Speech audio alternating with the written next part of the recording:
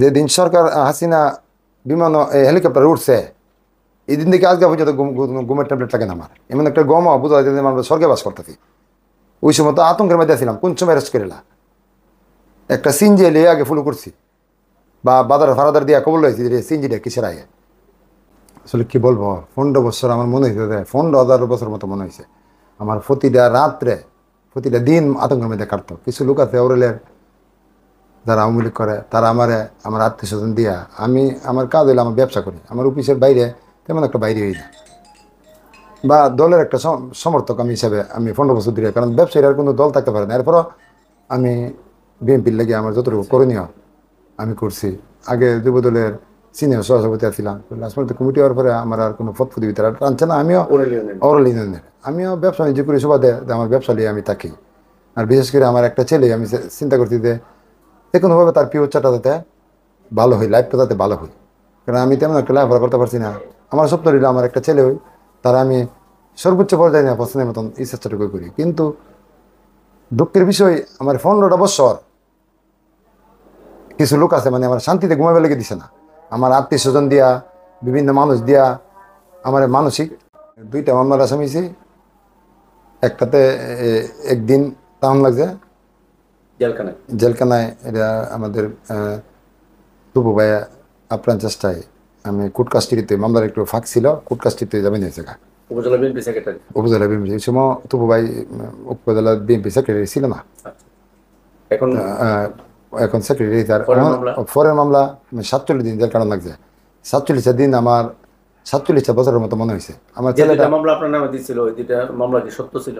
না, কোনো মামলাই তো সত্যি না, দুটো মামলা তো মিথ্যা। প্রথম একটা মামলা দিছে যে এই ককটেল বিস্ফোরক করছি, আর হইলো এই যে বঙ্গবন্ধুর হাসিনার ছবি ছিঁড়ছি।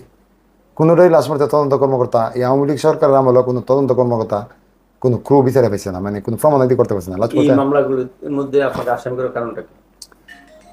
আমার আসামি করার কারণ আমি আসলে বুঝি না, আমার তকদিরই বন্ধ। কারণ আমি সবসময় সত্য ন্যায়ের পথে চলি। কোনো অন্যায় হইলে আমি এখানে আমার হইলে আমি এই জায়গায় প্রতিবাদ করব। আমার ক্ষমতা অনুসারে সর্বদা চেষ্টা করি যে প্রতিবাদ করার জন্য। আর আমার সততাতে আমি কোনো সময় চিন্তা করি না মানুষের 1 কাপ চা খামো। আমি সর্বদা চেষ্টা করি মানুষের 1 কাপ চা খাই দিলে আমার দিলে শান্তি লাগে। এখানে তারা আমার সততা আমি পারছি এই কারণে যে সততা আছে, কারণ সততা দিয়ে মানুষ অনেক কিছু করতে পারে। যে যদি অর্থনৈতিকভাবে বেকারে না ফেলায়, বিভিন্ন দামরাত না ফেলায়, তাহলে এতে ইমন এক সময় বোধ একটা কিছু এলাকার ওয়েনি দেখা এই সততা আমি করে আমার এই পর্যন্ত আপনার ব্যবসা এবং সন্তানদের নিয়ে ভবিষ্যতে একটা পরিকল্পনা ছিল ভালো কিছু করার। গত 15 বছরে ঝামেলার মধ্যে কি আপনি ক্ষতিগ্রস্ত নাকি স্বপ্নগুলো পূরণ হয়েছে?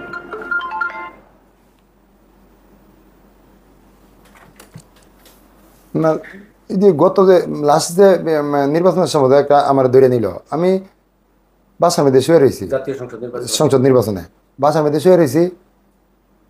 আমার একটা লোক ফোন দিছে, দিয়ে গেছে তুমি তো যে কোনো মুহূর্তে অ্যারেস্টে দিতে দরকার। আমি কি লিখে অ্যারেস্ট দিতাম? আমি কি করে আলো বুঝি না, বাঞ্চাতে বুঝি না, আমি কি লিখে অ্যারেস্টে দিতাম? এর আধা ঘন্টা পরে পুলিশকে ঘেরাও করে রাখছে।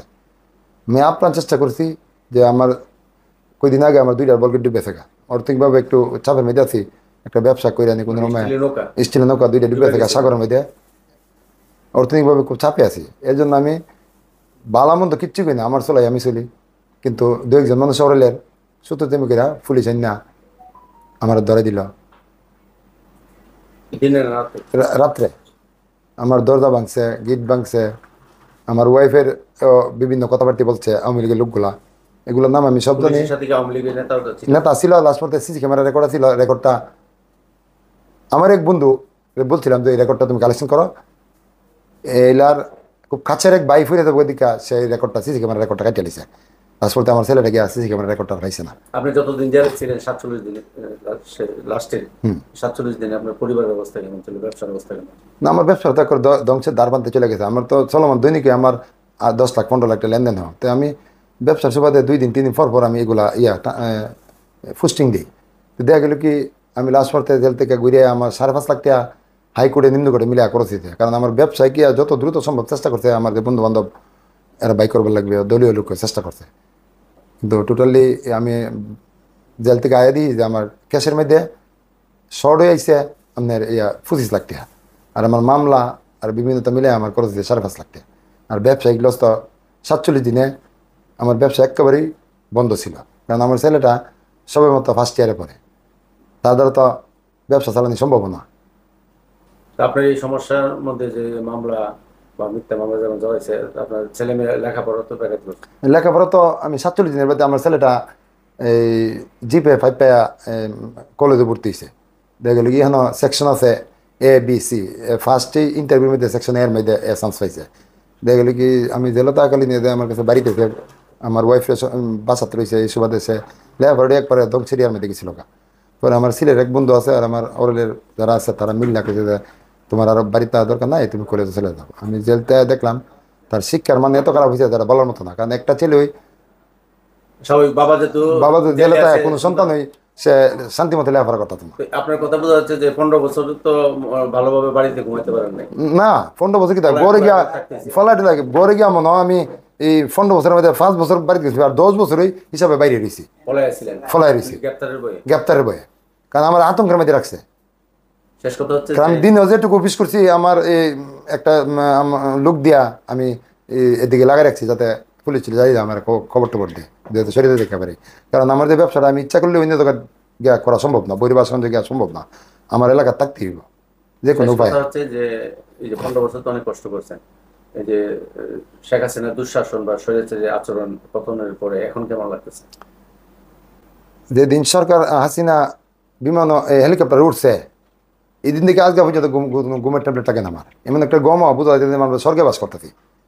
ওই সময় তো আতঙ্কের মধ্যে ছিলাম, কোন সময় অ্যারেস্ট করিলা একটা সিনজি এলে আগে ফলো করছি বা বাজার ফারাদার দিয়া কবল হয়েছি রে সিনজিটা কিসের আগে। আপনার যে 15 বছরের ক্ষতি, সেই ক্ষতিটা পূরণ করতে তো দেখা গেছে অনেক সময় লাগবে। না সৃষ্টি করতে ইচ্ছা করলে এই ক্ষতিতে কোনোভাবে ফুসায় উঠবো। দেখেন এই যে ছাত্র আন্দোলনের ইয়া হয়েছে, আমার ছেলেটা 2 দিন আন্দোলনের মধ্যে ডাকা ছিল। তা আমি একটা ছেলে আমার আমি একটু তারা যে কোনোভাবে কয়া বুঝাতে আনছি যে আয়া তুমি আবার 4 দিন যায় কেন ছেলেটা বাড়িতে 4 দিন 2 জন লোকে আমি হইলো অর্থদাতা আর আমার ছেলে হইলো এই ছাত্র আন্দোলন করে এমন একটা লিস্ট পর্যন্ত এই 7 তারিখ রাত্রে বানাইছে এখানকার আওয়ামী লীগের। এখানের আওয়ামী লীগেরা। আওয়ামী লীগ বলতে 2-3 জন লোকে এই খবরটা আমি পাইলাইছি ওই দিন রাত্রে। আমি আর আমার ছেলেটা ফার্স্ট ইয়ারে পরে বয়সের কত হয়েছে তাহলে মানে সেফ জোনে জানগা লাগছে দেখো মুহূর্তে আছে আমার ছেলেটা আমার অ্যারেস্ট করাবার লাগি। তার মানে আল্লাহর কিরম মত শেখ হাসিনা পদত্যাগের আগ পর্যন্ত পলাইছিলেন। ফলাইছিলাম আল্লাহর কিরম মত 5 তারিখ তো আমার এক বন্ধু আছে ঢাকা, সে বলতেছে দোস্ত আর টেনশন করে না, 11টা বাজে ফোন দিছে যে এই মাত্র আমি দেখতেছি তার বাসা মনে হয় কাছাকাছি কই হেলিকপ্টার একটা এই উড়া দিতেছে মনে হয়েছে চলে গেছে। তা আপনি যা বললেন যে সরাইল উপজেলার উড়াইল ইউনিয়নে আপনার বাড়ি, আপনার মতো যারা বিএনপি রাজনীতির সাথে জড়িত এরকম তো অসংখ্য মানুষ এরকম কষ্ট করছে। যারা বিএনপির যারা আছে আর প্রত্যেকটা লোক এইভাবে নির্যাতিত হয়েছে, বিশেষ করে সরালের পরে যদি কোনো আতঙ্কের মধ্যে থাকে তাহলে ওরালের যারা বিএনপি করছে তারা আতঙ্কের মধ্যে ছিল। আমার শেষ প্রশ্ন হচ্ছে যে এই সরকার এই পতনের পর বিভিন্ন জায়গায় শোনা যাচ্ছে যে হিন্দু সম্প্রদায়ের ঘর বাড়িতে হামলা টামলা হবে এরকম টুকটাক, কিন্তু আমরা তো হিন্দু অধ্যুষিত এলাকায় হিন্দু পরিবার বেশি, এরা তো খুব ভালো আছে। আপনাদের বিএনপি নেতৃবৃন্দ যারা আছে তারা তো দেখলাম অনেকের মন্দিরও পাহারা দিছে, এই ব্যাপারে কিছু বলেন। না এই 5 তারিখই আমি এবং নবাব ভাই এই যে শফিক আছে প্রাথমিক অবস্থা আমরা 3জনই বাজারে ব্যবসায়ী, আকাশ আছে, আমরা 4জন বাজারে যা দোকানদার আছে সবাই বলছি যে তোমরা যে কোনো সমস্যা আমরা 4জন যেহেতু আমরা আছি, আমরা সভাপতি মাদার ভাই জেলা ছিল বিএনপি সভাপতি, এই সাধারণ সম্পাদক এনাম সে ব্রাহ্মণবাড়িয়া থাকে, সে আসতে দেরি হইতেছে বিকালে আসবে। আমরা 4জন গিয়া প্রত্যেকটা দোকান হিন্দু যারা দোকান ছিল সবাই আশ্বস্ত করেছি যে তোমরা যে কোনো সমস্যা আমরা তাৎক্ষণিক ফোন দিবা, আমরা তো বাজারের ব্যবসায়ী, আমরা তোমরা সিকিউরিটি দিব। আর আল্লাহর মধ্যে কোনো সময় ছিল না, কারণ আমরা প্রতিপক্ষ যারা আমরা বিএনপি করছি তাদের প্রতিপক্ষ কোনো হিন্দু না কিন্তু কোনো খ্রিস্টান না, আমরা প্রতিপক্ষ ছিল উগ্র কিছু আওয়ামী লীগার যারা হাইব্রিড আওয়ামী লীগার উদিন জেলা আওয়ামী লীগ করতো তারা না, উগ্র কিছু এই আওয়ামী লীগ যারা করতো উগ্রপন্থী এরাই আমরা প্রতিপক্ষ ছিল। এলাকার পরিবেশটা কেমন? 100% এখন হিন্দু মুসলিম যারা আছে সবাই ভালো আছে এবং আওয়ামী লীগ যারা করতো তারাও ভালো আছে। আপনারা কেউ তো আওয়ামী লীগের যারা যারা বললেন যে আওয়ামী লীগ অনেক বিএনপি নেতৃবৃন্দ হয়রানি করছে 15 বছরে, আপনারা তো তাদের বাড়ি ঘরে হামলা করেন না? না না এমন কোনো ঘটনাই করছে না, দুইতে এক এলাকার মানুষ, এক এলাকার মানুষ কিন্তু এরা যে কষ্ট যা দেওয়ার আপনাদেরকে দিছে, সৃষ্টিকর্তা বিচার করবে তাদের।